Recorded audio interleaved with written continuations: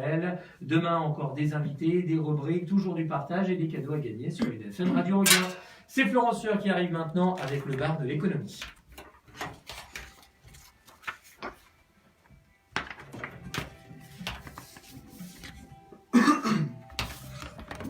Et bonjour messieurs. Et bonjour monsieur. Voilà. Et détendez-vous du string parce que tout va bien se passer. Ah, mais oui, tout va bien se passer. Bon, Je ne mords pas, les auditeurs non Vous plus. avez en sous-vêtements. En tout cas, ne vous inquiétez pas, vous mettez j'ai oublié d'en mettre. Florence. J'ai oublié d'en mettre. Ah, t'as oublié sans culotte. Pas de string aujourd'hui. Bah, dis donc. Un lundi, je lève rarement du string. Plutôt. On saura tout. On y va?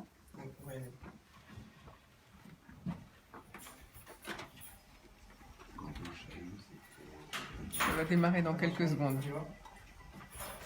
Bonjour à toutes, bonjour à tous. Je suis ravie de vous retrouver avec Quentin à la technique pour 90 minutes d'information et pour la semaine.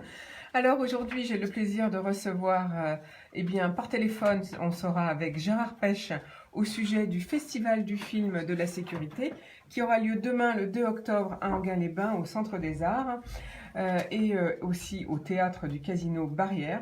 C'est un événement organisé par l'association Sécurité Système Valais. Gérard Pêche nous expliquera tout ça tout à l'heure. À ses côtés, Jean-Paul Lançon, bonjour. Bonjour.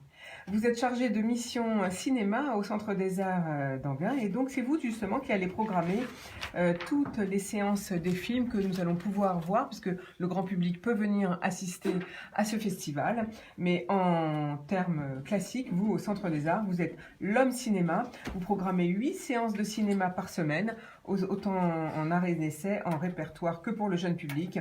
En plus, vous animez ces séances, vous commentez les films au début et à la fin, on peut aussi avoir des débats avec vous. Alors là, pour la co-organisation logistique de ce festival, vous allez nous expliquer un petit peu les catégories, on verra ça tout à l'heure. À vos côtés, Jean de Balincourt, bonjour. Bonjour Florence. Vous avez fondé Lokizy, une start-up qui propose de la location meublée longue durée dans 35 villes de France. On verra avec vous comment, pourquoi et puis aussi votre business programme, enfin votre prévision et puis comment vous l'avez financé. À vos côtés, un autre start-upper, c'est Thomas Reynaud. Bonjour Thomas. Bonjour. Vous êtes cofondateur de Garanmi, une start-up qui propose des garanties de loyer. Et ça, c'est plutôt bien parce que quand un propriétaire veut louer, souvent, c'est très difficile pour lui de trouver un garant du loyer si on n'est pas professionnel. Alors, bien sûr, on est lundi. Donc, le lundi, c'est le débrief du sport par Bruno Vigoureux, qui est d'ailleurs déjà avec nous en studio. Bonjour Bruno. Bonjour. Alors, quel sport ce week-end, Bruno? Bonjour à toutes et à tous. Je sais pas vous, mais moi hier j'étais crevé, épuisé. Si vous croyez que c'est facile de rester des heures dans son canapé et regarder un grand week-end de sport à la télé, oui, je suis resté scotché devant ma télé à regarder le formidable spectacle de la Ryder Cup, cette compétition de golf qui oppose tous les 2 ans les États-Unis à l'Europe. Un combat énorme avec les meilleurs joueurs du monde sur le parcours national à Saint-Quentin-en-Yvelines. Une énorme victoire de l'Europe alors que les Américains débarquaient avec tous leurs muscles et Tiger Woods en tête. Mais la formidable machine US n'a rien pu faire face à la fougue et à la détermination de l'Europe, emmenée par un super Francesco Molinari et un magnifique Tommy Fleetwood qui pourtant faisait ses débuts dans cette épreuve. Les Américains étaient favoris, mais cela ne veut pas dire vainqueur dans le sport. Après un début difficile, vendredi, l'Europe a su prendre la direction des opérations samedi pour ne plus la lâcher. Et hier, c'était la fête pour cette équipe européenne qui a su repousser jusqu'au bout les assauts de l'Amérique pour s'imposer. Et pour Tiger Woods, ce week-end aura été maudit avec 0 victoire au compteur. Bien sûr, ce succès est magnifique. D'abord parce qu'elle symbolise la cohésion de l'Europe à un moment où elle est un peu décriée un peu partout. Mais c'est aussi une victoire peut-être décisive du golf en France. Car cette Ryder Cup a été la plus énorme de son histoire en termes d'affluence avec 60 000 personnes par jour. Bien sûr, il y avait des spectateurs venus du monde entier, mais le public français était tout de même majoritaire. Et pour la première fois de son existence, c'est-à-dire depuis 1927, la Ryder Cup se déroulait chez nous et la France n'a pas manqué son rendez-vous et a démontré qu'elle était parfaitement capable d'organiser des rendez-vous si importants. Tout a été parfait avec une météo idéale. C'est bon pour le golf en France, où ce sport n'a pas forcément une image topissime. C'est bon pour le sport en France, un vrai sans faute. Mais vous savez, j'en ai eu des soucis hier. J'étais bien embêté car au moment où la bataille faisait rage sur le parcours de golf, dans le même temps, la lutte était farouche à Innsbruck où se déroulait le championnat du monde sur route. Un des grands favoris était le Français Julien Alaphilippe. Mais il a craqué à 3 km de l'arrivée dans la terrible dernière montée. C'est un autre Français, Romain Bardet, qui est passé tout près du rêve. Mais s'est incliné au sprint devant l'Espagnol Alejandro Valverde. Mais là encore, c'était beau, c'était intense, c'était indécis. Le golf terminé, le cyclisme également. J'ai tout juste eu le temps de zapper pour regarder le derby francilien entre le Stade français et le Racing 92 à l'occasion du championnat de France de rugby. Un match, là encore, longtemps tendu, indécis, qui a vu la victoire du Racing d'un tout petit point, 17-16. Vous voyez, Florence, je n'ai pas eu une seconde à moi, car je ne vous ai pas tout dit. Déjà samedi, j'ai pu suivre devant mon poste la démonstration du Paris Saint-Germain, qui s'est imposé à Nice 3-0. 8 matchs, 8 victoires, une première dans notre championnat de France depuis 82 ans. Une parfaite préparation avant le match de Ligue des Champions mercredi contre l'Étoile Rouge de Belgrade au Parc des Princes. Et là aussi, je vous rassure Florence, je serai devant ma télé pour regarder ça de près. Bonne journée à tous et à très bientôt. Merci Bruno, j'y compte bien que vous soyez là. Donc à lundi prochain pour le sport et puis à jeudi pour votre émission sportive à 14h. À 13h30. À 13h30. Et jeudi matin pour une petite recette de cuisine. Bien sûr, et pour le secret du jeudi avec nous. Donc à jeudi Bruno et bonne journée. Merci vous aussi. Allez, tout de suite, on revient tout de suite après notre pépite musicale du jour. Je vous propose Maceo Parker. Si vous voulez entendre la musique, La semaine prochaine, elle n'est pas là. faut mettre le casque. Non, c'est. Elle t'a dit la semaine prochaine, mais elle n'est pas là la semaine prochaine. C'est vrai, c'est une émission enregistrée, j'y pensais pas. Bravo, hein. Heureusement que je suis là. Hein. Bah, je fais pas de recette, c'est pas grave. Non, Non. le À sport, la semaine prochaine. Le sport. La semaine prochaine. À lundi prochain. C'est une émission enregistrée. Ah oui, d'accord, oui. Ah oui, c'est bien que je le sache. Ouais. Hein? Bravo, Florence. Non, mais de toute façon, il faut que je fasse un petit mail à vous tous pour indiquer les dates. D'accord. Bon, voilà, je le sais. Elle s'en va un mois. Il y a les vacances et plus un voyage Bon, en fait, féerique. il faut que je vous dise tout. Je devais partir au Japon la semaine prochaine. Je ne pars plus, on annule notre voyage. Oh. On est obligé d'annuler pour des raisons, parce que, bref, Voilà. Ouais. on est convoqué. Bon, lundi matin, je viens pas donc. Non, du coup, comme Tu me le redis je jeudi. t'envoie un petit Oui, SMS, voilà. un petit email. Ouais. Messieurs, bonne émission. Merci, bonne semaine. Oui. Jeudi. Au revoir. J'arrive. Ok. Donc, c'est Plus ou moins. J'en vais en avoir un, j'ai rendez-vous jeudi avec son papa. On va avoir un stagiaire qui est en troisième année d'histoire, qui l'année prochaine présente le concours du CFJ. Donc il a dommage 20 pour lui. jours de stage à faire. Et... Que 20 jours, c'est pas beaucoup. Non, c'est pas beaucoup, mais il a cours. En troisième année d'histoire. Il est oui. Ou il est en master, je sais plus trop. Je sais plus s'il a eu sa licence ou s'il est en licence. Donc voilà, mais pourquoi pas après tout. Moi j'en veux bien. Hein, Elle est dans le social. Et alors Ça va, on est là. Ben, justement. Pour ça quelle heure?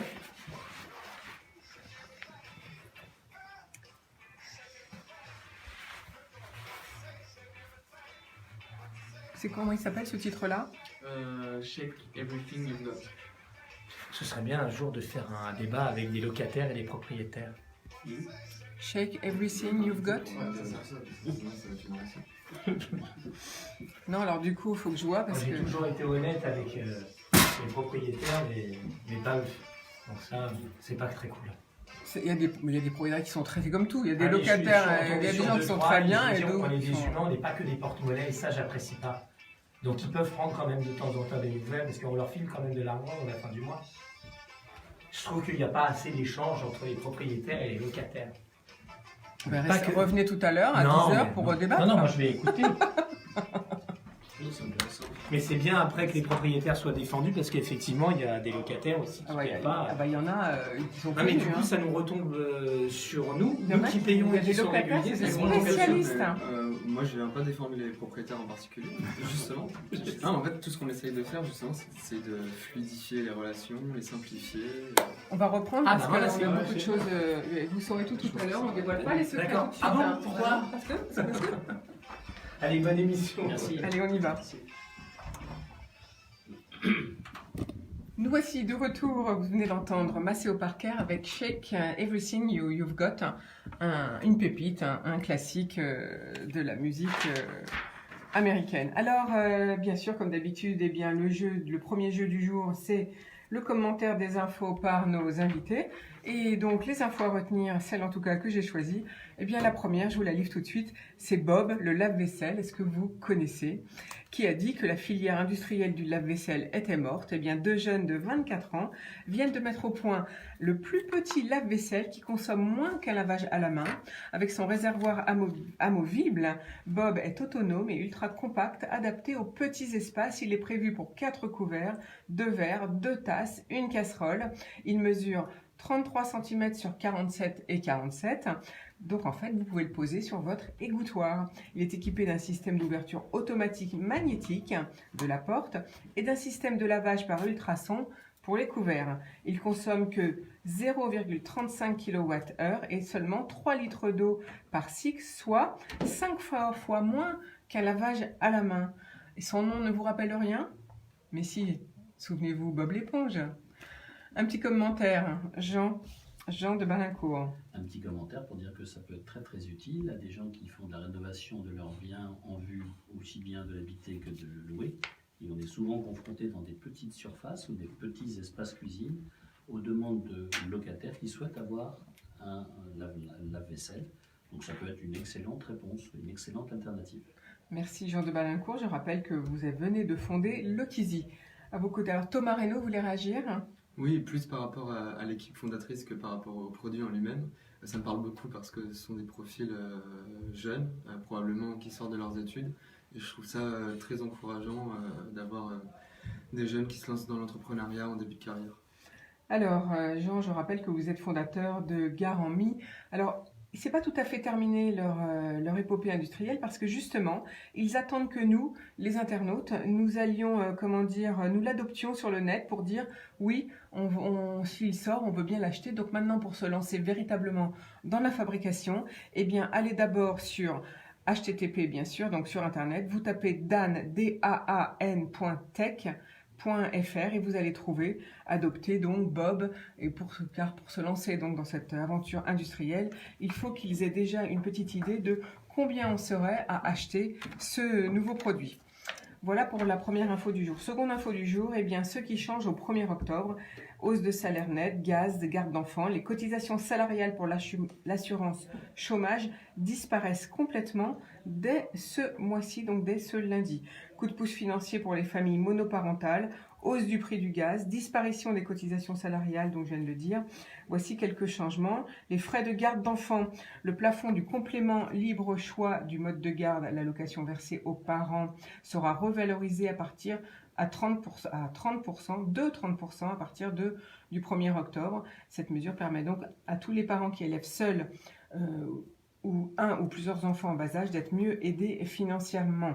Selon les configurations familiales, le nombre d'heures de garde et le montant des revenus de la famille, l'aide mensuelle pourrait augmenter jusqu'à 250 € par mois.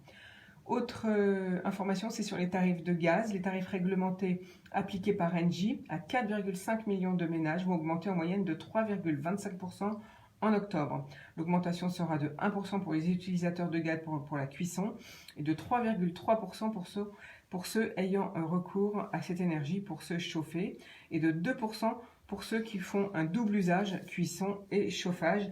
Il s'agit quand même du 6e mois consécutif de hausse. Les cotisations salariales, je vous le disais, alors pour l'assurance chômage, elles étaient passées de 2,4 à 0,95 en janvier. Et bien là, elles disparaissent complètement, ce qui va se traduire en principe par une hausse de votre salaire net perçu à la fin du mois. Voilà. Autre information, c'est les marchés publics dématérialisés. La dématérialisation des marchés publics devient obligatoire à compter du 1er octobre. Concrètement, les entreprises ou les associations qui recourent à l'obtention d'un marché public d'un montant supérieur à 25 000 € hors taxes devront transmettre leur candidature ainsi que leur demande d'information par voie électronique. Voilà, ensuite, donc, dernière info donc, dans ce qui hausse, eh bien, c'est au 1er novembre, cette fois, les minima sociaux, l'allocation adulte handicapé qui bénéficie déjà à plus d'1 million de personnes doit augmenter de 41 €. Le gouvernement a annoncé qu'elle serait portée fin 2019 à 900 € par mois, donc soit une hausse de 40% en 2019. La prime d'activité aide aux travailleurs modestes jusqu'à 1 300 € perçus par 2,6 millions de foyers doit augmenter jusqu'à 20 € par mois à compter aussi du 1er novembre. Voilà pour les hausses à prévoir en octobre et en novembre. Alors je reviens à d'autres infos plus économiques. Et bien cette fois c'est par rapport au tweet d'Elon Musk qui lui a coûté le tweet du mois de juillet qui lui a coûté 20 millions de dollars et sa place au conseil d'administration de Tesla. Le multimilliardaire a conclu un accord à l'amiable avec le gendarme de la bourse américaine qui l'accuse de fraude. Au terme, et donc cet accord, eh bien, il abandonne la présidence du conseil d'Elon Musk, il abandonne la présidence du conseil d'administration de Tesla, mais il reste le directeur général. Et donc, lui, comme Tesla, devront payer 20 millions d'amendes chacun pour cette erreur de tweet. Donc, en plus de son poste de directeur général, il continuera d'être responsable des opérations du constructeur automobile qui traverse une petite phase délicate au moment où il essaye de livrer un modèle de voiture électrique en grande masse. Il faut savoir que Tesla, suite à son annonce, s'est effondré de 14% en bourse. Donc, ce qui a créé la stupeur, bien sûr, et surtout la perte d'argent par beaucoup d'actionnaires américains. Et il avait dit, je vous rappelle, que lorsque l'action atteindrait 420 $, eh bien, il allait retirer son action du cours de la bourse. Évidemment, il n'en était rien. Et donc, c'était une fausse alerte. Alors, je vous expliquerai un petit peu la carrière de ce génial homme qui s'appelle donc Elon Musk.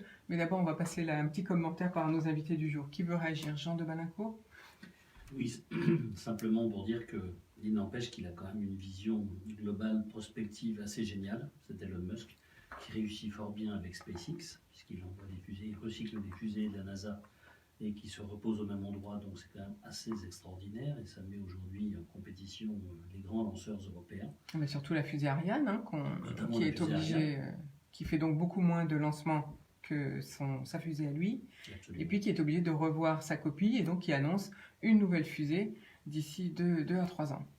Alors il revoit sa copie également lui, Elon Musk, sur sa production de voitures, puisqu'il y a eu un tel succès et beaucoup de commandes enregistrées. Voilà, donc ça reste quelqu'un de génial et avec une perspective assez phénoménale. Thomas Reynaud?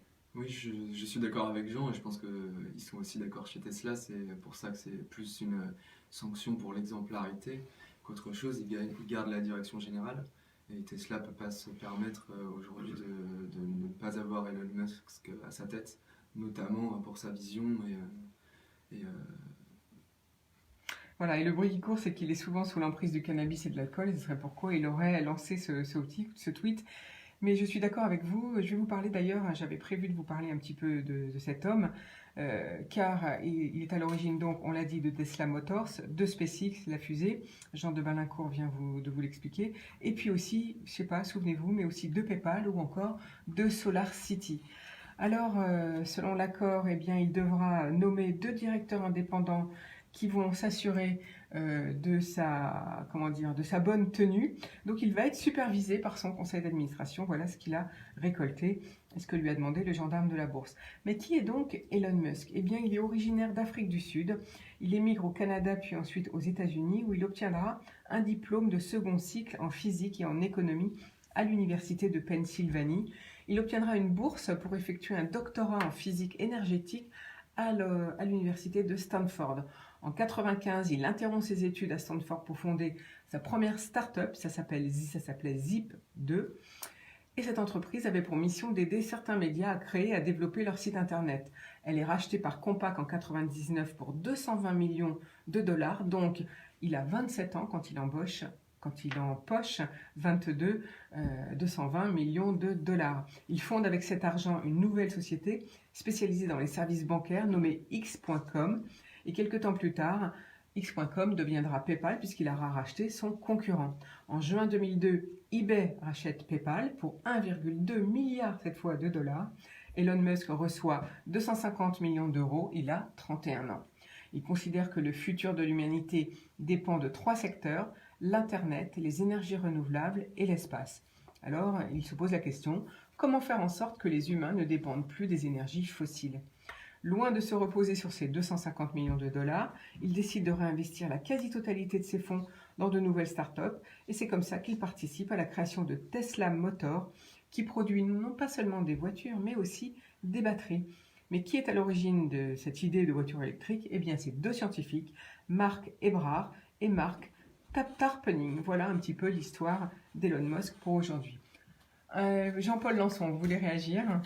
Oui, parce que juste dire un petit mot par rapport au cinéma, puisque je suis là pour ça, mais il semblerait qu'Elon Musk avait un petit peu inspiré le personnage d'Iron Man, enfin c'était une des références, et je trouve ça assez amusant, enfin vu en tout cas d'Europe, puisque c'est quand même une culture différente ici, mais pour dire que finalement aux États-Unis, il y a toujours la question de la fiction, du rêve si vous voulez, qui tire en avant la société, et que c'est toujours ce truc un peu incroyable où la fiction précède la réalité jusqu'à un point où parfois évidemment les effets d'annonce sont démesurés et il ne peut pas produire autant de voitures qu'il a produit. Absolument. Et donc, effectivement, il fait des annonces, mais c'est aussi un petit peu l'intérêt, et c'est ce que disent les entrepreneurs qui partent aux États-Unis. On fait confiance à ceux qui inventent des projets, chose qui nous manque chez nous. Et c'est pour ça qu'on n'a pas d'ailleurs de GAFA. Nous, ça fait donc 20 ans qu'on attend un gros GAFA. Moi, je me souviens de Galileo qui devait sortir. Et ben, on ne l'a jamais vu finalement. Allez, autre info aujourd'hui, c'est la création d'une foncière dans l'immobilier. Si vous voulez investir, eh bien, soyez à l'écoute. Elle sera cotée en bourse, c'est en cours. Les conseils d'administration respectifs de la société de la Tour Eiffel STE et d'Affine RE, ou Affine, ont approuvé, donc c'est une opération de fusion. Donc ce rapprochement va créer la première foncière cotée sur Euronext Paris, bénéficiant du statut de SIIC et dont le patrimoine atteindrait plus de 1,7 milliard d'euros. Affine est une foncière cotée présente en France et au Benelux, gérant un patrimoine direct et indirect d'environ 1 milliard d'euros, spécialisé dans les immobiliers en entreprise comme les bureaux, les centres commerciaux de centre-ville et des entrepôts. C'est Maryse Olagnon qui est présidente d'Affine, mais elle ne restera pas dans la future holding. C'est donc Hubert Rodari, président de STE, qui va devenir président de ce nouveau groupe. Mais Alain Chaussard, le vice-président, donc le numéro 2, avec Maryse Olagnon, le vice-président d'Affine, restera coactionnaire et sera chargé d'assister la direction générale de la nouvelle structure. Voilà, autre info, eh bien, en 2017, c'est près de 150 000 véhicules électriques qui ont été immatriculés à travers l'Europe, d'après l'association AVER, l'association des véhicules électriques. La barre des 500 000 véhicules électriques en circulation en Europe a été franchie. En 2017, un autre record a été franchi avec 149 000 nouveaux modèles immatriculés. C'est la Norvège, la numéro 1, qui est suivie par la France. Et la France, bien sûr, c'est la Renault Zoé qui est leader avec plus de 31 000 immatriculations à travers l'Europe. Le segment représente désormais 1,2 du marché de l'automobile. Voilà, ensuite vient l'Allemagne, plus de 28 000 véhicules mis en route. Et enfin, le Royaume-Uni qui enregistre une hausse de 30% par rapport à 2016, en 2017, avec à peu près 15 000 immatriculations. Voilà, donc pourquoi un grand succès, me direz-vous ? Eh bien, tout simplement parce que les gouvernements et les politiques publiques ont compris qu'il fallait dynamiser ce secteur et aident à l'acquisition d'un véhicule et au développement des infrastructures de recharge et d'usage. D'ailleurs, Renault vient d'annoncer le projet Advanced Battery Storage qui sera présenté comme le plus grand dispositif stationnaire de stockage d'énergie en Europe à partir de batteries de véhicules électriques. Il sera réparti entre la France et l'Allemagne et il offrira une capacité de 60 1000 Wh une fois mis en service en 2020, ce qui équivaut à la consommation quotidienne d'une ville de 5000 foyers. Il sera réparti sur 3 sites, 2 en France et 1 en Allemagne.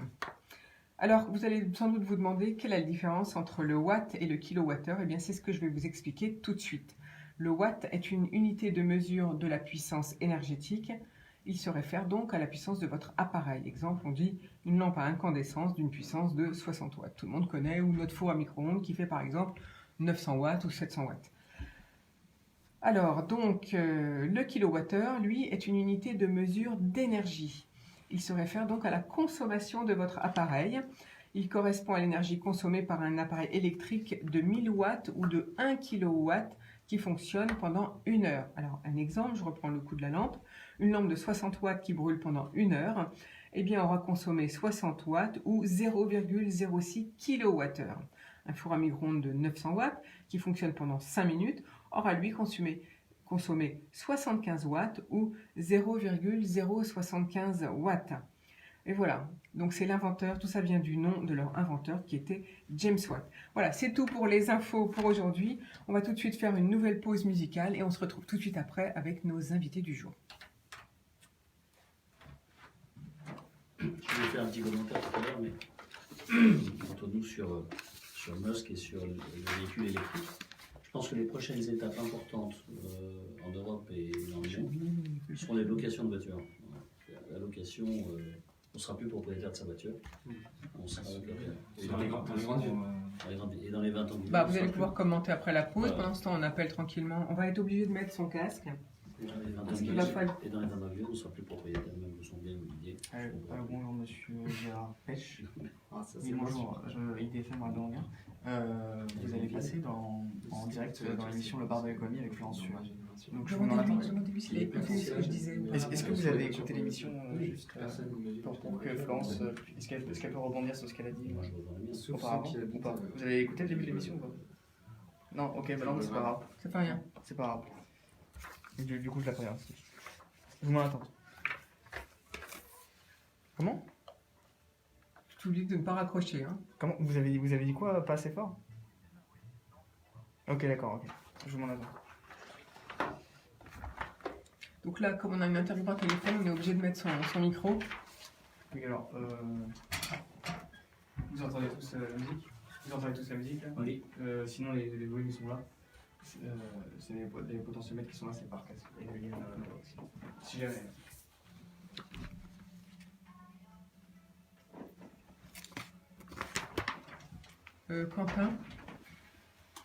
Quentin, vous pouvez m'inscrire les autres titres? Ah, vous n'avez pas? Ok, d'accord. Ça, c'est le mien. Non, il est peut-être. Moi, c'est le mien celui-là. Ok. Il est pas là? C'est lui? Ok, c'est bon.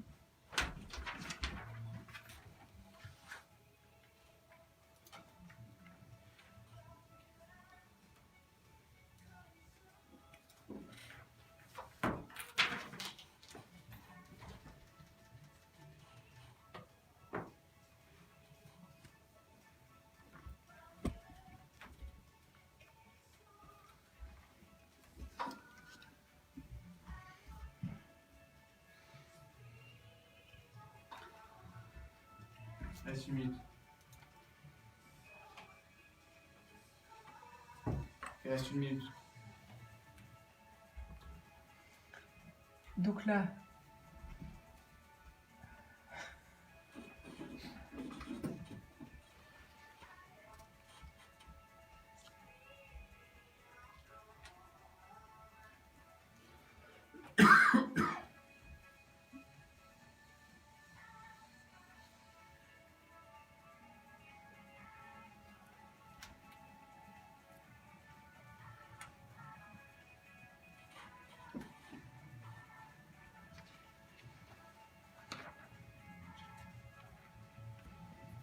on reprend. Bientôt.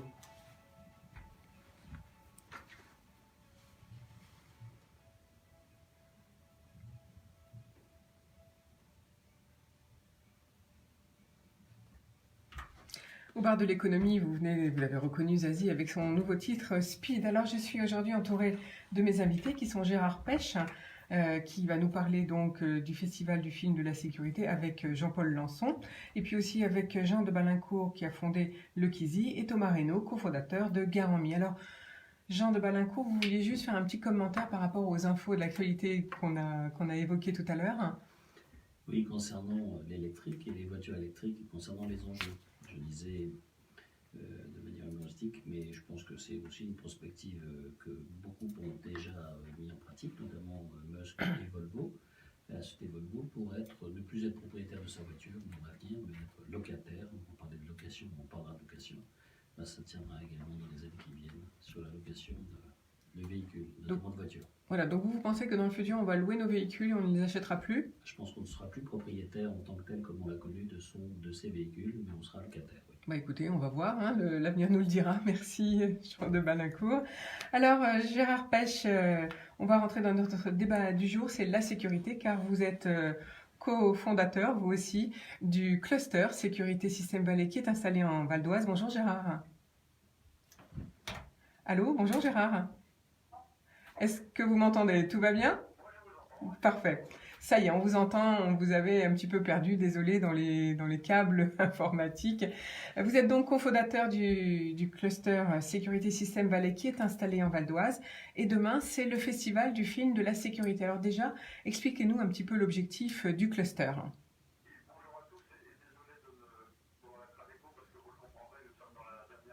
Bien sûr, on vous le reproche pas, vous inquiétez pas.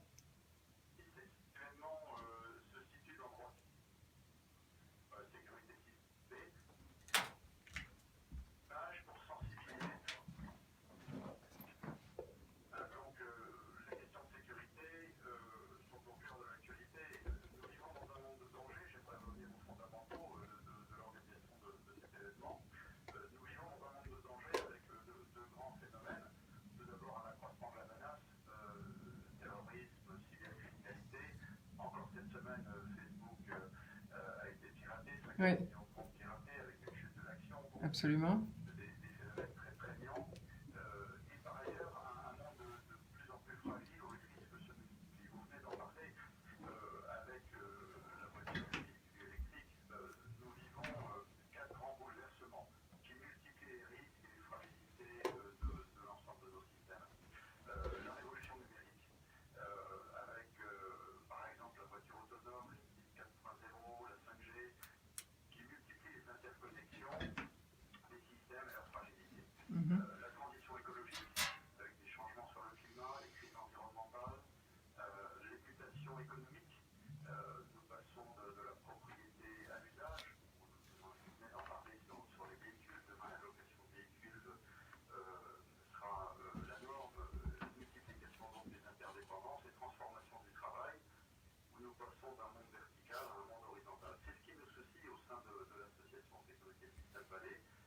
Oui. Dans ce cadre, mieux traiter et intégrer les questions de sûreté, de sécurité, éviter les défaillances, les crises, comment respecter les bonnes pratiques, comment intégrer, encore une fois, les risques, la maîtrise des risques dans l'ensemble de ces bouleversements. Et finalement, des nouveaux risques dont on n'avait même pas idée.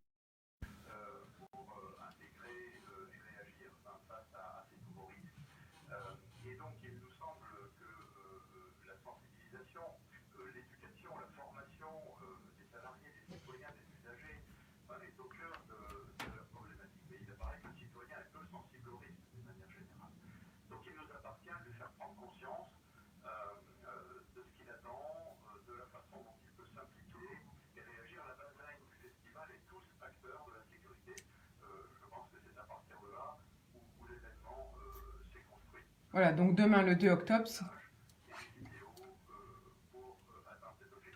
Alors demain le 2 octobre, c'est ouvert au grand public, c'est ça que vous êtes en train de nous dire? Absolument, c'est-à-dire que nous rassemblons en premier lieu, bien sûr, les professionnels, les institutions, ceux qui nous ont fourni des films, il ne faut pas se cacher.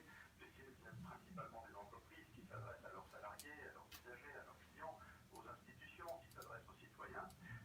Mais nous souhaitons impliquer le plus grand nombre. Et le citoyen est au cœur de la démarche. Le citoyen demain sera attentif, sera lanceur d'alerte, doit être vigilant. D'ailleurs, il y a de plus en plus de frontières, ça va être la table ronde d'ouverture, de moins en moins de frontières entre le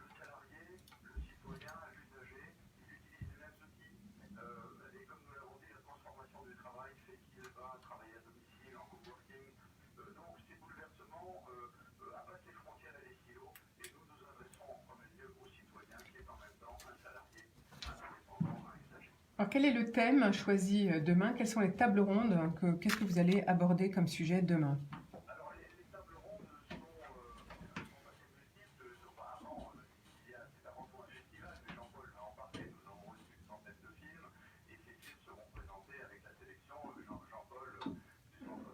Oui, il va nous en parler dans quelques minutes.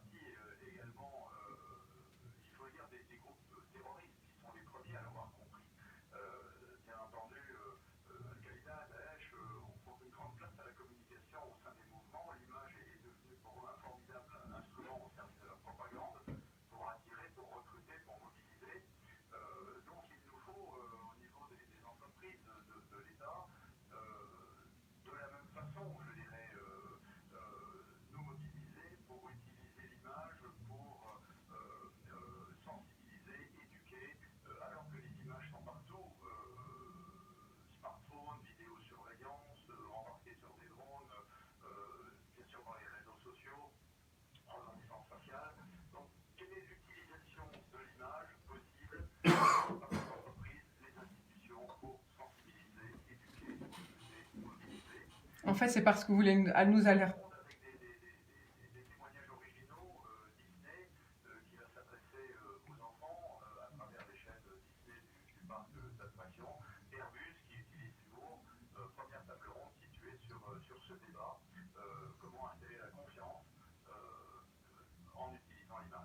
Alors, donc, vous voulez interpeller, nous, le particulier, dans le sens où il faut qu'on fasse attention à notre image. Et finalement, on se met peut-être trop à nu sur les réseaux sociaux.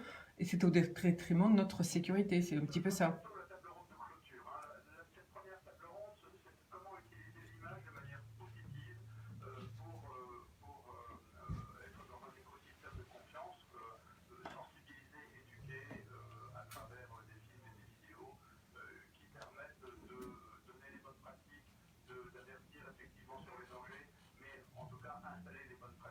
D'accord.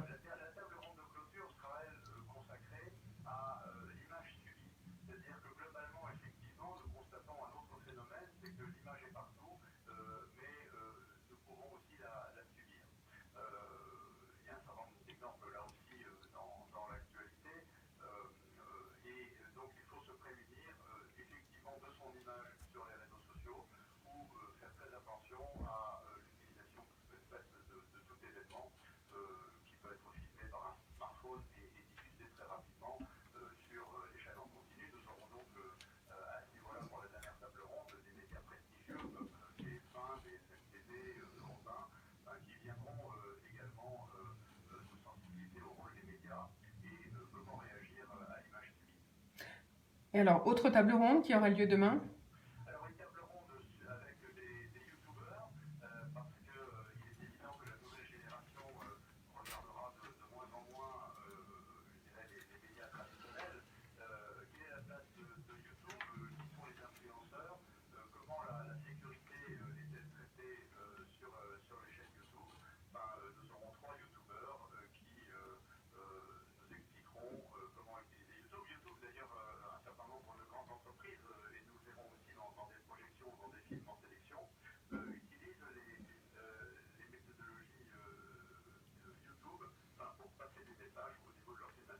Bien sûr, on peut trouver beaucoup de choses sur YouTube si on a envie de se renseigner sur une entreprise, justement.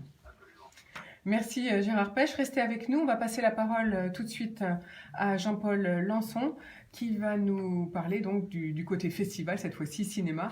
Donc Jean-Paul, combien y a-t-il de films qui ont été sélectionnés demain au Centre des Arts d'Anguin-les-Bains pour ce festival du film sur la sécurité et quelles sont les catégories que vous avez choisies? Alors écoutez, comme disait Gérard, on a reçu à peu près une centaine de films, de propositions, on en a retenu une vingtaine. Ça représente deux séances de projection, 2 fois 30-40 minutes. Et effectivement, il y a 3 grandes catégories que nous avons déterminées qui correspondent en fait aux catégories de population auxquelles les entreprises s'adressent. Évidemment, il y a le type de film qui va être adressé au grand public, par exemple lorsqu'il va venir des institutions comme la police ou par exemple sur la sécurité routière, des choses comme ça. Il y a une catégorie qui s'adresse au personnel des entreprises, par exemple pour les sensibiliser aux risques sur la sécurité des données, les questions des mots de passe, des virus sur Internet, cet ensemble de choses. Et puis il y a ce qu'on appelle la communication produit, c'est-à-dire ces films que les entreprises vont produire pour évidemment promouvoir leurs produits, par exemple un antivirus tout simplement. Voilà, on en a un certain nombre. Voilà, donc sinon je peux juste ajouter qu'on va faire un petit clin d'œil cette année, c'est une petite nouveauté. On va replonger un petit peu dans le passé. J'ai retrouvé quelques petites perles du film de sécurité du début du siècle. Alors j'en dis pas plus, voilà, les gens qui viendront découvrir. Ah, donc on pourra voir que ça existait déjà il y a 100 ans finalement, 1917, pratiquement. voilà. Merci Jean-Paul Lançon. Restez avec nous, Gérard Pêche et Jean-Paul Lançon. On va faire une pause musicale et on revient tout de suite avec vous pour continuer à parler de la sécurité. Gérard, vous m'entendez? Non, faut que je... Vous m'entendez pas? Passez-le moi. Normalement, là, il m'entend. Gérard, vous m'entendez? Oui, là on est hors antenne. Sur quoi voulez-vous intervenir après la pause musicale?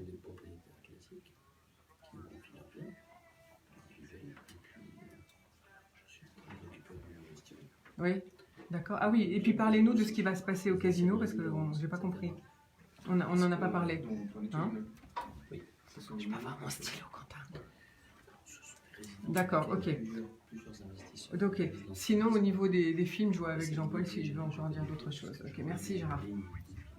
C'est bon, vous pouvez le remettre à l'antenne. Est-ce que vous voulez développer Bah oui, il faudra développer un petit peu sur les films, et puis à Gérard, on lui donnera la parole pour conclure sur ce qui se passe au casino. D'accord. Qu'est-ce que vous pouvez dire encore, vous, sur... Sur les films, après, je peux citer plutôt quelques exemples de grandes entreprises. Ça peut donner une idée quand même des niveaux, en fait, si vous voulez, de ce qu'on a reçu. En fait, on a quand même la Banque de France, Danone, en fait, des grandes marques en fait, qui produisent ces films. Et peut-être aussi insister sur le fait que c'est des vrais films publicitaires, enfin avec une vraie qualité cinématographique. On n'est pas dans le vieux film institutionnel, un petit peu narratif. C'est qui, là, la musique? Maroon 5, D'accord.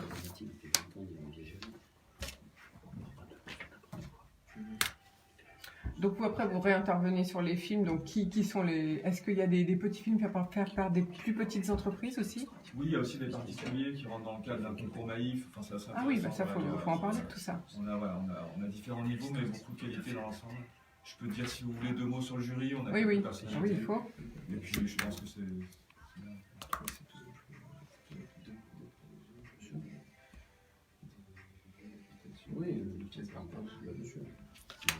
Et après, il y a des prix qui vont être mis ou pas?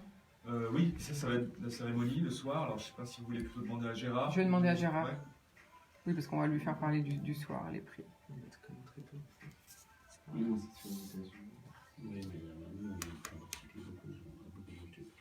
On a largement le temps, on est tout à fait dans les temps. On a même de l'avance.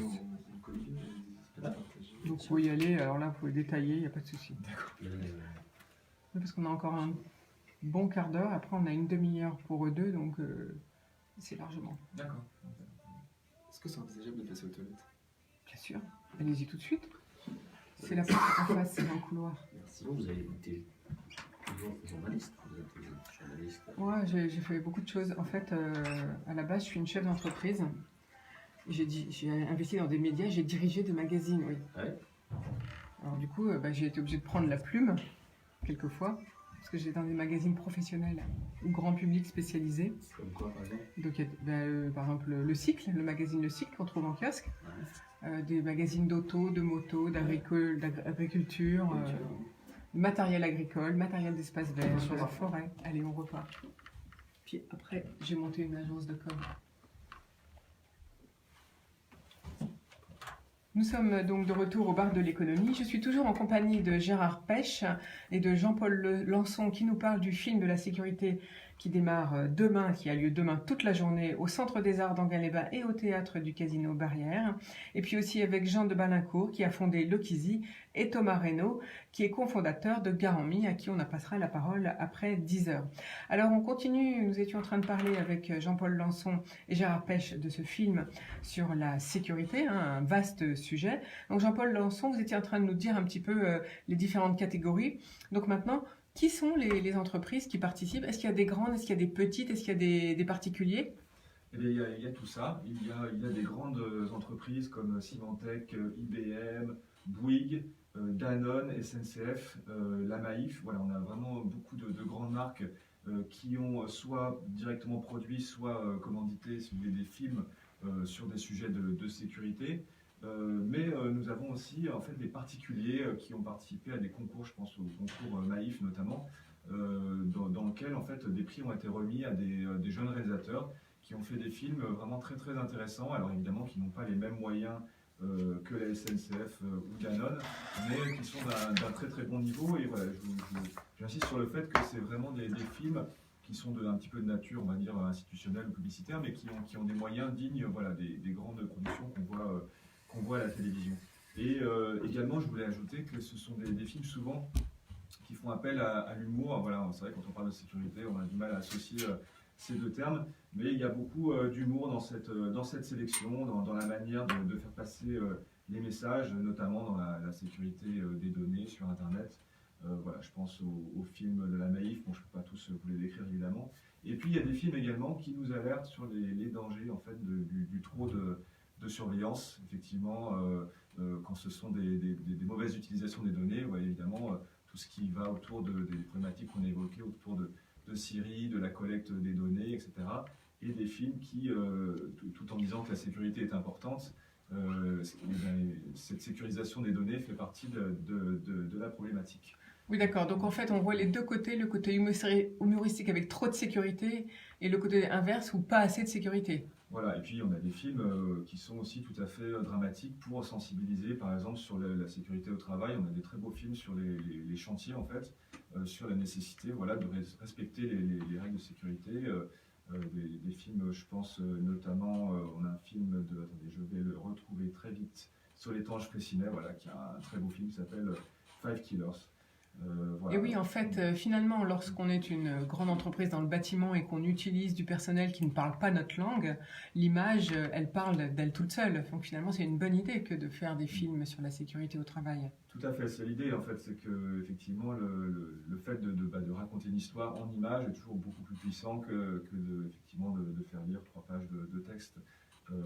Tout à fait, c'est un peu l'idée du festival, et c'est aussi ce qui a prévalu en fait à la sélection de ces films, c'était de choisir les films qui portent le message le plus efficacement, le plus simplement, et avec des moyens de cinéma. Alors on va peut-être rappeler les différents messages sur les 20 films qui vont passer demain. Quels sont alors il y a la sécurité au travail. Oui, alors nous avons la sécurité au travail, la sécurité des biens et des personnes en général, enfin, dans l'espace public si vous voulez. Donc ça touche souvent des films qui sont émis par la police ou des institutions de cet ordre. Nous avons, donc, je vous ai cité la sécurité des données. Il peut y avoir la sécurité, comment dire, qu'est-ce qu'on a eu, la sécurité dans les voyages en fait, des personnes que l'entreprise dépêche à l'étranger. On a une société qui a développé une application voilà, pour accompagner le voyage et le sécuriser. Voilà, on a des courts-métrages également qui ont été, je vous disais, commandités dans le cadre d'un concours Maïf et qui sensibilisent voilà, à la question de la sécurité des données personnelles, de ne pas effectivement donner tout et n'importe quoi sur les réseaux sociaux en ce qui concerne les données personnelles. Voilà, à peu près, oui, la sécurité au travail, je voulais citer. Je pense qu'on a à peu près fait le tour là. Alors Gérard Pêche, justement, vous allez remettre un prix qui donc fait partie du jury. Et comment vous avez décidé de baser cette remise de prix? Et où a-t-elle lieu? Racontez-nous.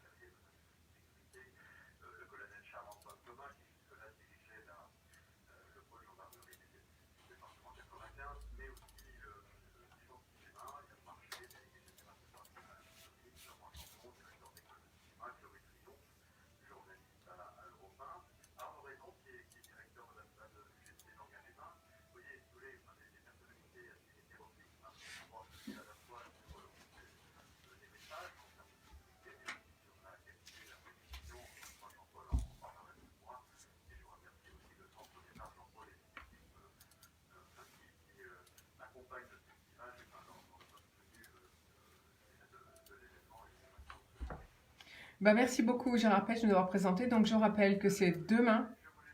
Oui?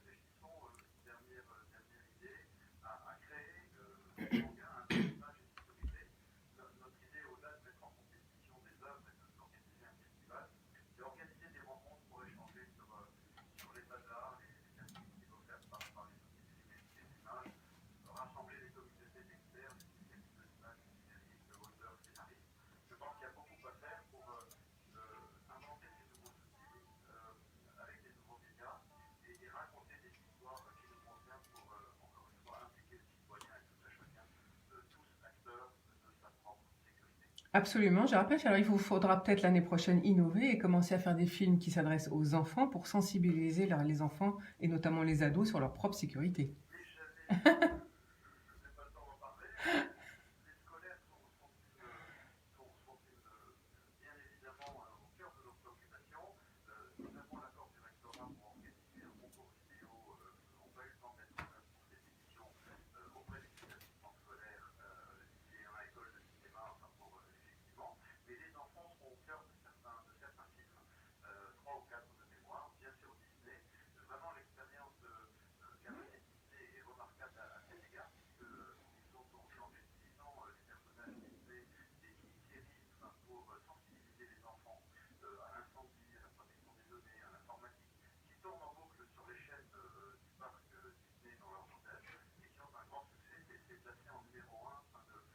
Ah, bravo.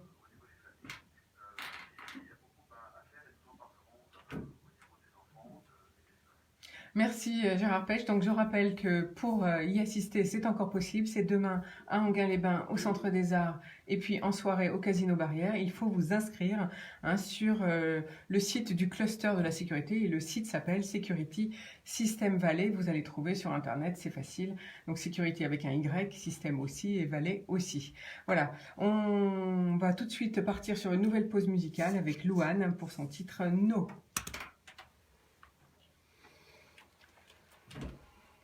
Gérard, vous restez avec nous pour le reste de l'émission ou pas? Ah bah c'est vrai qu'il ne m'entend pas là. Vous pouvez me le repasser? Allô? Allô, Gérard Pech? Allô? Allô? Allô? Allô, allô? J'entends pas. Il a dû raccrocher en fait. Ah non, non, il n'a pas raccroché. Allô? Non, je l'entends parler. Ah bon? Ouais? Oui. Non, il pense qu'on est à la pause musique. Mais non, mais il vous entend là. Allô? Non, je l'entends parler. Ok, Il parle à quelqu'un d'autre. Peut-être qu'il a pas son téléphone. Vous lui demandez s'il reste avec nous pour le reste de l'émission ou si là, après la pause, on lui dit au revoir. Je pense qu'il a dû poser son portable. Oui, il l'a posé, son il fixe, est parti faire autre chose. Jean-Paul, il y a d'autres choses sur lesquelles vous voulez insister? Non? Vous avez dit l'essentiel? Sauf si vous avez d'autres questions. Non, parce que je voulais vous remercier à l'antenne, donc c'est pas grave, je vais le faire tout de suite. Bon, on n'a plus besoin de mettre le casque du coup. Vous avez raccroché du coup? Oui. Ah bon? Ok. Non, il a dû poser son téléphone pendant la pause musicale. Bah, sinon, vous le rappelez, vous lui demandez s'il veut rester avec nous. Pour intervenir. Oui, pour intervenir sur les autres intervenants du jour. Pour poser des questions. Vu que c'est dans l'immobilier. On a pour combien de temps là? Encore 1 minute? Ah oui. Oui. D'accord. Nous, c'est notre. Nous, on prend les biens en gestion. Comment vous faites les gestions, vous n'êtes pas établi? Fonctionne par agrégat. En fait, on passe des accords avec des entreprises dans toute la France. Et aujourd'hui, on a des agrégats pour s'installer à Lille. Ah oui? S'installer dans. Vous travaillez avec des entreprises? Oui, beaucoup. Parce que notre marché, enfin, je vais expliquer, mais location mobile longue durée, ce sont des particuliers qui nous confient leur bien. Monsieur Gérard Pech, c'est toujours IDFM.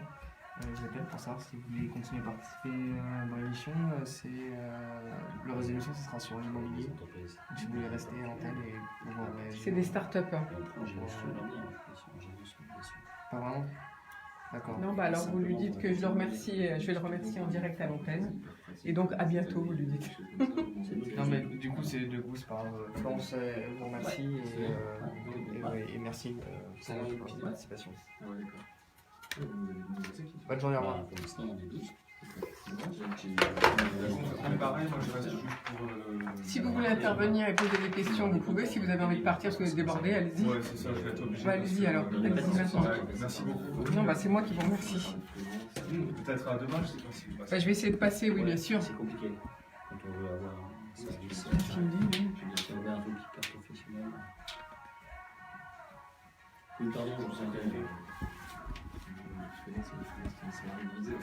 Pardon. Oui, seulement. Bon, je propose que ce soit vous, Jean, qui interveniez en premier, parce que vous, c'est exactement le même domaine et justement, ça va conforter. Si vous avez des questions à lui poser, n'hésitez pas, hein, comme tout à l'heure. J'ai arrêté de les poser, alors ça sera plus là-dessus. Il y a un bouton de déverrouillage, vous le connaissez, hein?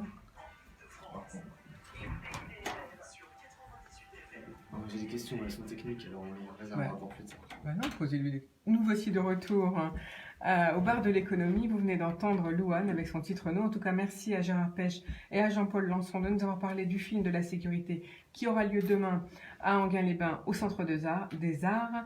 Donc, inscrivez-vous bien sûr sur leur site Security System Valais pour pouvoir y assister. C'est gratuit. Et puis, vous allez passer un bon moment parce que ça va vous alerter sur plein de sujets auxquels on ne pense pas. La sécurité des personnes, on y pense, mais il y a plein d'autres domaines qu'on ne pense pas. Et c'est bien d'être au courant et de former les gens autour de soi, notamment les jeunes et les moins jeunes. Voilà, alors tout de suite, eh bien, on passe la parole à Jean de Balincourt. Jean, vous avez fondé Lokizy, une start-up donc, qui propose de la location meublée. Alors, comment vous est venue déjà cette idée ? Alors, tout à l'heure, vous présentiez Lokizy. En deux mots, Lokizy, ça fait 18 ans que je suis dans l'immobilier locatif, c'est-à-dire dans les investissements immobiliers pour des particuliers ou pour des professionnels, et avec une spécialité de ce qu'on appelle toute la fiscalité, tout le back-office, c'est pas très joli comme nom, mais toute la fiscalité, toute la comptabilité, tout le déclaratif, de tout ce qui touche aux investissements immobiliers. Et donc, étant assez spécialiste de la fiscalité immobilière, il m'est venu depuis des années, pas simplement l'inspiration ou la conviction qu'il était essentiel d'intervenir sur ce marché de la location meublée et notamment de la location meublée longue durée.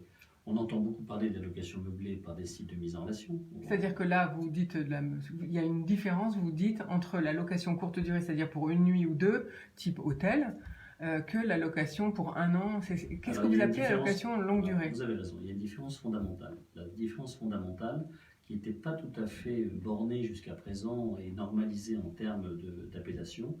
La location meublée courte durée, telle qu'on peut l'entendre sur des sites de mise en relation, type Airbnb et d'autres, puisque c'est au cœur des discussions actuelles depuis 3-4 ans, ce sont des locations courte durée. Donc on va dire une nuit, 2 nuits, des courts séjours, 3 jours, 4 nuits, 1 semaine, bon, et au-delà.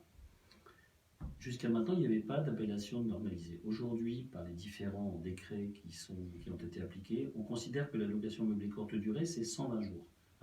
120 jours, 120 nuits. Jusqu'à 120 jours, vous êtes en location courte durée. Au-delà de 120 jours ou 120 nuits, vous êtes en location meublée longue durée.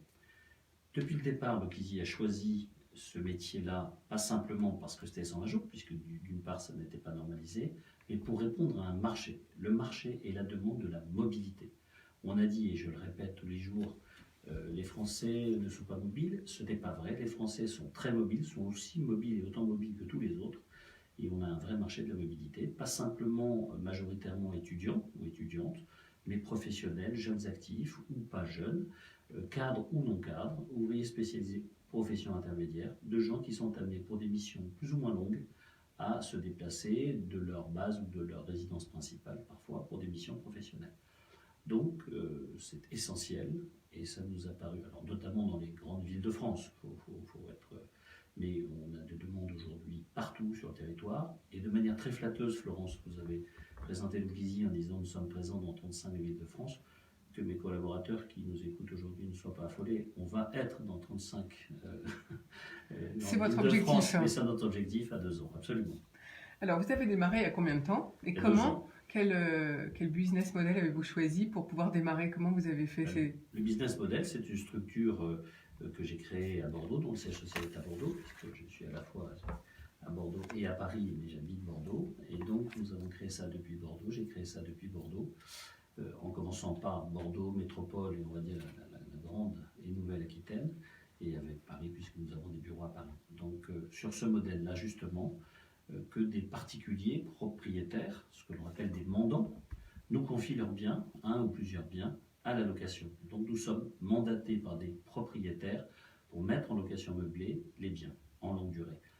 Et donc nous avons, on va dire, deux clients, nous avons des propriétaires et nous avons des locataires.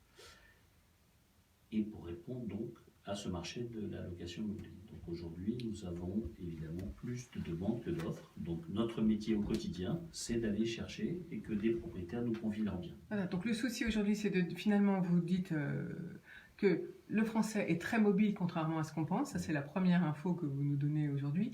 Et du coup, vous manquez de biens pour pouvoir répondre à la mobilité des Français. Donc en fait, des gens qui veulent travailler dans une autre région pour un temps X, 1 an ou 6 mois, ils ne trouvent pas de quoi se loger. C'est ça qu'on nous dit. En meublé, bien sûr. Nous ne faisons que du meublé. On ne sait pas, et nous ne savons pas chez Logisy ce qu'est la location meublée. Peut-être que dans 20, 25 ans, et je le pense, la location meublée sera majoritaire par la location meublée. Pour des tas de raisons. On parlait tout à l'heure de véhicules en location, on sera amené de plus en plus à louer même ces meubles. Demain, on louera ces meubles, on ne sera pas propriétaire de ces meubles, je pense, dans les 20 et 25 ans qui viennent. Donc, effectivement, alors de plus en plus de difficultés, non, en tout cas, j'allais dire, le métier de Logisy, c'est d'aller effectivement répondre à des clients mandants propriétaires qui nous contactent aussi tous les jours par Logisy, par notre site, logisy.fr, à savoir nous confier leurs biens. Et d'autant plus qu'on parlait tout à l'heure de sites de mise en relation, il y a beaucoup, des milliers, des dizaines de milliers, des centaines de milliers de gens qui se sont essayés à des sites de mise en relation, type Airbnb, j'en parlais avec mon voisin, on y reviendra tout à l'heure, avec Thomas, et qui aujourd'hui soit ont été déçus, soit ne répondent plus aux normes et aux critères imposés par différentes réglementations, et veulent aujourd'hui, pour plus de sérénité, être en location meublée longue durée. La grande démonstration que l'on fait depuis quelque temps avec le recul et de manière très concrète, c'est que la location meublée longue durée est plus rentable que la location meublée courte durée. Les apparences montrent qu'en location meublée courte durée, vous avez des semaines, vous avez des flux, vous gérez de la trésorerie, on a des exemples multiples et variés qu'à travers toute la France on cite tous les jours. Mais en fait, la location meublée longue durée, quand il y a le bon choix fiscal à côté, la bonne fiscalité maîtrisée, est rentable, voire beaucoup plus rentable et beaucoup moins contraignante que la location courte durée. Alors, quel est le bon choix fiscal, puisque vous parlez fiscalité? Quel est le bon choix fiscal quand on fait de la location meublée? Alors, le bon choix fiscal a toujours été de déclarer, vous savez, quand il y a deux types de revenus en loyer, il y a les revenus fonciers, on va être un peu technique, et les revenus BIC. Dans le foncier, vous aviez le micro-foncier et le régime réel. Depuis le 1er janvier 2017, on va dire, la fiscalité a été un peu mise au pas sur la location meublée. Et on a l'obligation depuis le 1er janvier 2017, pour l'activité 2017 déclarée en 2018, d'être en BIC, c'est un nom barbare qui signifie bénéfices industriels et commerciaux. Vous avez deux choix. Donc il faut faire un petit bilan? Alors, il y a deux choses. Soit vous avez le micro-BIC avec un abattement de 50%. On a remonté les plafonds du BIC, enfin le gouvernement a remonté le plafond du BIC à 70 000 € au 1er janvier 2018. Pourquoi? Tout simplement, ça ne veut pas dire que les gens qui font moins de 70 000 € de revenus par an doivent déclarer en micro-BIC, c'est simplement le plafond maximum où on peut déclarer en micro-BIC. Alors, par, on va dire, souci de facilité, les gens déclarent dans leur déclaration en 2042, reportent un chiffre en micro-BIC qui lui-même est accompagné d'un abattement et est imposable sur 50% de ses revenus. Donc on est imposable en micro-BIC de la CSG-RDS, donc de la contribution sociale généralisée, et de sa tranche marginale d'imposition à laquelle on appartient. Donc on a une imposition certaine, quelle qu'elle soit, on a une imposition certaine en micro-BIC. Effectivement, le plus optimal, le plus puissant, étant l'option du réel, c'est-à-dire le BIC régime réel, bénéfice industriel et commercial. Et comme vous le dites, on a la possibilité effectivement de pouvoir amortir son bien immobilier. Je pourrais rentrer dans le détail, mais je ne pense pas que tous les auditeurs, enfin en tout cas s'ils ont des questions, ils peuvent s'adresser à nous, on sera très heureux de leur répondre. Mais par contre, on neutralise, on va dire, ces revenus, ça permet d'avoir une fiscalité légère. La contrepartie, c'est qu'effectivement, il faut faire un bilan. Il faut avoir un vrai bilan, avoir l'émission du LIAS, on appelle 2031 SAFA, et donc être effectivement une vraie liasse fiscale. Et c'est une des différenciations du service Lokizy qui non seulement répond au marché de la mobilité et là aussi, c'est un terme que j'aime bien, dans la prospective immobilière et l'aménagement du territoire, mais à un département réel depuis des années, par contre, puisque ça c'est notre métier, d'accompagnement fiscal, comptable, déclaratif, bancaire, tout ce que les propriétaires peuvent attendre d'un vrai service différenciant sur leur fiscalité. Donc, si on a bien compris, vous accompagnez le propriétaire qui vous confie son bien, alors vous gérez le bien et en même temps vous lui faites sa déclaration fiscale Quand il nous le jusqu'au demande. bout. Quand il nous le demande. Voilà, moyennant un Absolument. service bien sûr qui doit avoir un coût, j'imagine. Oui, bien sûr. Et tout a un coût. Alors donc, par contre, je reviens sur le côté fiscal parce que c'est complexe le côté fiscal. Donc, on peut toujours faire les deux, c'est-à-dire soit on fait du micro-BIC, mais si on a deux revenus fonciers différents, par exemple, un, comme vous avez dit, qui est location classique sans meublé, et l'autre en meublé, on peut mélanger les deux revenus. Absolument Ou- pas. Ce non. qui est de la catégorie des revenus fonciers reste de la catégorie des revenus fonciers. Ce qui est de la catégorie des BIC reste en BIC. D'accord. Le BIC, on est ou Donc au le micro-BIC ou au régime réel. Voilà, D'accord. donc on a deux choix, mais il faut séparer les déclarations. Alors Lokizy, vous imaginez bien que Lokizy, à la fois depuis sa création, dans son métier et dans son expansion, accompagne les propriétaires pour la transformation des biens. C'est-à-dire de gens qui sont en location nue, voulant passer en meublé pour des raisons pas simplement fiscales, mais pour des raisons, j'allais dire, financières, puisqu'on loue un petit peu plus cher son revenu, son bien en meublé, en moyenne à 20-25% au-dessus de la location nue. On les aide et on les accompagne dans la transformation de leurs biens. C'est-à-dire répondre à l'éligibilité d'un bien meublé selon le décret du 31 juillet 2015 de la loi Allure notamment et de toutes les finesses qui accompagnent la location meublée. Alors, on va donc revenir à la création donc, de Lokizy, qui était donc il y a 2 ans. Vous dites manquer de propriétaires, donc de biens alloués en meublé. Quelles sont les villes que vous ciblez en priorité? Nous ciblons en priorité les villes dans lesquelles on a une réserve de population de plus de 300 000 habitants. Donc aujourd'hui, nous nous développons sur Lille, nous allons nous développer sur Aix. Donc Lille et sa région, Lille et sa région, bien sûr. Aix et sa région, Aix-en-Provence et sa région. Strasbourg et sa région, Lyon et sa région, parce que nous avons des biens, et nous fonctionnons, j'allais dire, un peu par agrégat, nous récupérons des biens dans ces grandes villes et nous développons ces grandes villes. Est-ce que vous travaillez avec des entreprises? Nous travaillons avec beaucoup d'entreprises, c'est une vraie bonne question, Florence. Beaucoup d'entreprises en direct nous sollicitent pour justement l'accueil de leurs salariés dans les régions, dans les villes.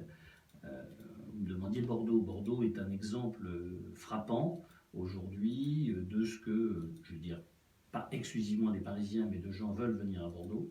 Et les entreprises ont d'abord l'obligation, dans le cadre RSE, mais d'accompagner leurs salariés et de faire appel à des entreprises ou à Lokizy pour trouver les logements adéquats pour leurs salariés, ce qui n'est pas toujours simple. Donc nous avons également énormément d'entreprises de relocation qui nous contactent pour trouver des biens pour leurs Alors, leurs quand on salariés. vous confie un bien ou quand on cherche un bien, est-ce que vous faites comme les agences immobilières classiques, vous prenez, est-ce que c'est un forfait combien ça coûte en fait de faire appel à vos services? Est-ce que vous prenez des deux côtés de la barrière, côté propriétaire et côté locataire, comme souvent les agences immobilières? Alors faites bien de le dire, ce qu'on appelle prendre des deux côtés pour les frais d'agence, puisque Les c'est frais une d'agence, les appellation- honoraires. Une appellation frais d'agence. Alors on a deux choses qui structurent les honoraires. On a ce qu'on appelle les frais de mise en location, correspondant aux états des lieux, aux inventaires, aux rédactions des baux.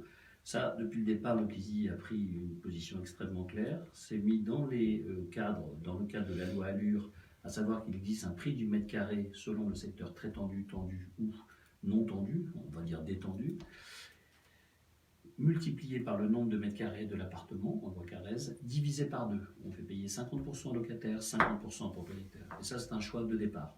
Et quelquefois, nous limitons ces frais de mise en location à 2 par an, ou quelquefois 1 par an si le propriétaire a plusieurs biens. Pourquoi? Pour montrer dès le départ que Lokizy ne cherche pas à faire tourner les biens, ne cherche pas à louer en courte durée, mais fait véritablement de la location meublée longue durée. La preuve en est, nos séjours moyens aujourd'hui dans notre parc, c'est 14 à 16 mois. Alors, donc je suppose que même les étudiants peuvent venir vous demander un bien pour 1 an ou pour 2 ans. Bien sûr, Parce nous en que avons ça sera également. eux qui cherchent souvent sûr. quelque chose. Ils cherchent souvent en colocation, enfin pas toujours, mais alors il y a aussi des strates, Oui, je le dis aussi. toujours. L'étudiant de première année n'est pas celui de troisième année ou quatrième année qui très souvent est en couple, à 80% passé 3-4 ans, et cherche également des éléments, soit des espaces de colocation, soit des appartements en colocation. Merci Jean de Balacourt, on a bien compris. Donc Lokizy pour chercher un bien à louer meublé. Et c'est donc très intéressant qu'on soit propriétaire ou locataire. Ça peut donc, vous pouvez en avoir besoin. Donc faites appel à lokizy.fr. À ses côtés, donc Thomas Reynaud. Alors vous êtes aussi dans l'immobilier, Thomas. Vous avez cofondé Garanmi. Racontez-nous un peu l'aventure de Garanmi.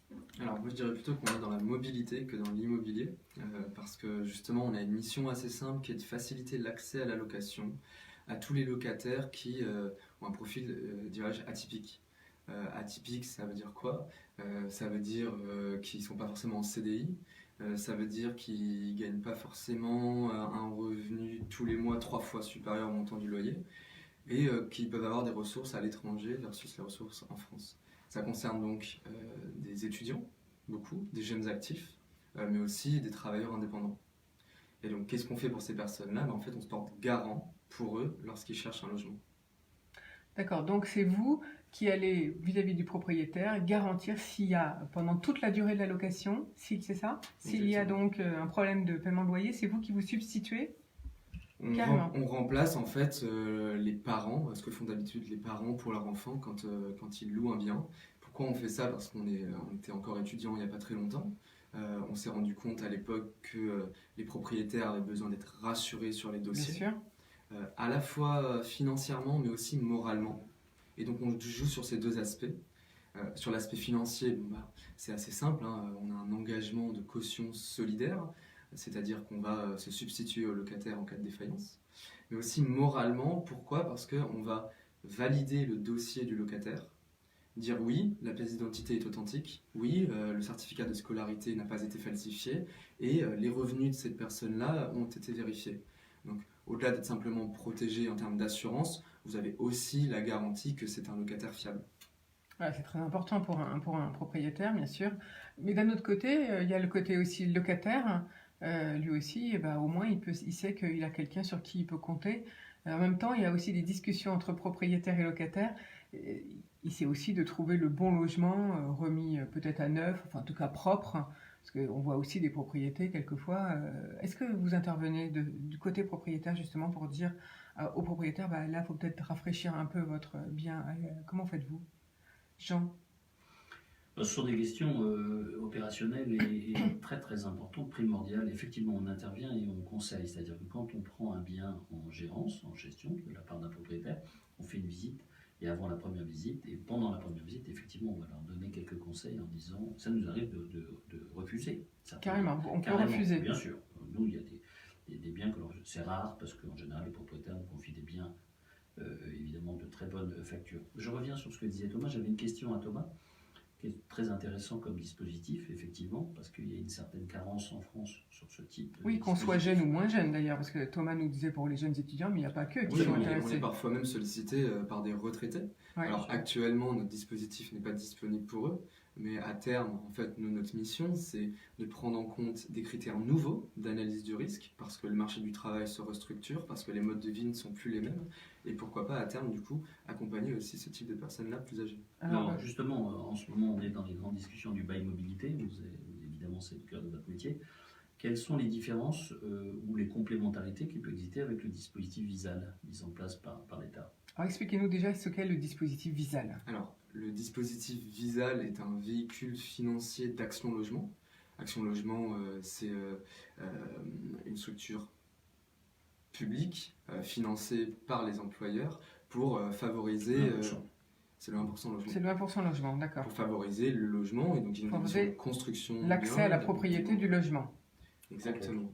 Ils ont un dispositif qui s'appelle Vital donc et qui propose de se porter garant pour certains types de locataires, notamment en mobilité. Donc des jeunes qui vont être en période d'essai par exemple, des périodes qui vont être en intérim, des personnes qui vont être en intérim, voilà. Je dirais que les différences concernent à la fois l'amont dans l'analyse du dossier du locataire, le pendant la recherche du locataire et l'aval pendant le sinistre. On fait des choses bien différentes. Concernant l'amont, on a, nous, un rôle de vérification du dossier, comme je le disais, Et donc on va accompagner le locataire. On va pas vérifier juste pour l'embêter, on va vérifier pour l'aider à avoir un dossier complet, conforme à ce qu'attend un propriétaire, parce que lorsqu'il se présente en agence ou face à un particulier, il a toutes ses chances. Pendant la recherche, ensuite, la différence, c'est qu'on va réaliser un accompagnement pour le locataire à travers des partenariats qu'on a avec des sociétés comme Lokizy d'ailleurs. Donc Garant.me a des équipes en interne qui vont répondre aux questions des bailleurs, qui vont orienter le locataire vers des agences qui acceptent le dispositif par exemple. Et ensuite les grosses différences, et c'est là ce qui compte pour le bailleur, et in fine pour le locataire, parce que si le bailleur est content, le locataire sera accepté, concerne les garanties. Les garanties qu'on apporte sont en substance plus solides. Pourquoi ? On couvre les loyers à hauteur de 36 000 € pour toute la durée du bail et ses renouvellements. Et on renonce à la fois au bénéfice de discussion, alors c'est des termes un peu techniques, et de division. Qu'est-ce que ça veut dire ? C'est-à-dire qu'un engagement de caution peut toujours être dénoncé devant un juge. C'est notamment le risque quand la caution est une personne physique, si elle n'est pas solvable. Ça ne peut pas nous arriver parce qu'on a des assureurs derrière. Donc en fait, vous vous substituez tout de suite, vous attendez combien de jours avant de... Alors, il n'y a pas de carence, il y a un délai d'indemnisation pour recevoir le loyer, qui est de 60 jours au total. Il faut attendre 2 mois. 2 mois, mais ce n'est pas une carence, c'est-à-dire qu'au bout de 2 mois, on va vous verser les 2 mois. Puis ensuite, on va indemniser le bailleur tous les mois à terme échu. D'accord, donc l'opération se met en place au bout de 2 mois, c'est ça que ça veut dire. En parallèle de tout ça, en fait, on travaille avant ça aussi. Le locataire, il va nous appeler au bout de 3 jours de retard. Ils sont un peu stressés sur les loyers. Et donc là, nous, on gère ce qu'on appelle une procédure de pré-contentieux. C'est-à-dire qu'on n'est pas encore dans un... Le propriétaire va vous appeler. Oui, pardon. Oui, le propriétaire va nous appeler pour dire « j'ai pas mon loyer ». Et là, on n'est pas passif. On n'attend pas les 2 mois pour payer à la place du locataire. On entame des démarches. On va contacter le locataire pour essayer de comprendre la situation. Est-ce qu'on est face à quelqu'un qui est en réelle difficulté, auquel cas on va l'aider? Est-ce qu'on est face à quelqu'un qui est en train de frauder, ce qui arrive aussi malheureusement, auquel cas on va enclencher une procédure juridique. Vous avez les moyens d'enclencher une procédure juridique vis-à-vis de cette personne qui fraude son propriétaire? Contractuellement, oui, c'est le droit qui nous le donne, c'est même pas notre contrat en fait. La caution a le droit de se retourner contre le locataire. Et je dirais c'est toute cette rigidité du contrat qui finalement fait l'efficacité de notre produit, parce que ça rassure le propriétaire et du coup ça maximise les chances du locataire. D'accord. Alors donc, quel est votre modèle d'entreprise? Alors, vous venez de démarrer il y a peu de temps finalement. Oui. Donc, comment vous avez fait pour démarrer? Est-ce que vous avez trouvé des investisseurs? Est-ce que c'est familial? Est-ce que c'est... Quel est votre modèle? J'ai 2 associés, Émile Caram et Mylène Romano, qui ont créé Garant.me avec moi. Donc c'est associé à la fin de l'année 2017. Et Mylène Romano est une ancienne administratrice de biens. Elle avait un cabinet de gestion dans l'ouest parisien qu'elle a cédé il y a 2 ans. Donc c'est elle qui a apporté les fonds initiaux dans l'entreprise. Vous n'avez pas fait appel donc à un business angel ou bien à des elle a financements joué, extérieurs? Elle, le rôle de business angel au départ. Voilà. Depuis, on a lancé notre solution pour aider les locataires au mois de janvier, donc à travers le site garant.me.fr. Et on a accompagné 1000 locataires depuis le 1er janvier, ce qui a attiré de nouveaux investisseurs durant l'été. Et donc on a réalisé une levée de fonds cet été avec des business angels du secteur de l'assurance et de l'immobilier, mais aussi avec la BPI. Donc on est soutenu par la Banque publique d'investissement qui est à notre capital. Ce qui est une bonne chose. Alors, c'est notre modèle, du coup, voilà. Pour répondre à votre question. Alors, quelle est donc la suite, puisque vous avez réussi à lever le fonds, pour faire quoi? Alors, cette levée de fonds a pour vocation pour nous d'accompagner 10 000 locataires en 2019 vers la location, en se portant garant pour eux. Comment on fait ça? En fait, on a innové sur 3 aspects. D'abord, contrairement à ce qui se fait, nous, la souscription au produit et la gestion du contrat ensuite en cas d'impayé est 100% digitale. Et donc on facilite la vie du locataire et du bailleur. On accélère l'ensemble des processus en digitalisant le parcours. Ça, c'est la première chose. La deuxième chose qu'on a faite, j'en ai parlé tout à l'heure, c'est changer les critères d'analyse du risque. On pourra en parler pendant longtemps, donc on pourra poser des questions. La troisième chose qu'on a fait, c'est changer les modèles économiques par rapport aux produits de garantie de loyer habituels. Habituellement, un assureur va vendre à un propriétaire un produit de garantie de loyer. Ça vous permet d'être indemnisé si votre locataire ne paye pas. Nous, ce qu'on a fait, c'est qu'on a choisi de faire payer les locataires. Alors ça paraît surprenant au départ, mais finalement, c'est ça qui fait que le produit est efficace et aide le locataire au mieux. Parce que quand vous arrivez devant un propriétaire et que vous lui dites, tenez, vous avez une garantie de 36 000 euros. En fait, Et en vous plus, c'est moi qui la responsabilisez paye. le locataire finalement. Voilà. Et en plus, c'est moi qui le paye. Alors là, le bailleur vous fait plus aisément Bien confiance sûr. et puis est satisfait parce qu'il a une vraie protection derrière. Et sachant que c'est le propriétaire en général qui paye la garantie. Sachant qu'habituellement, il la paye. Habituellement, oui.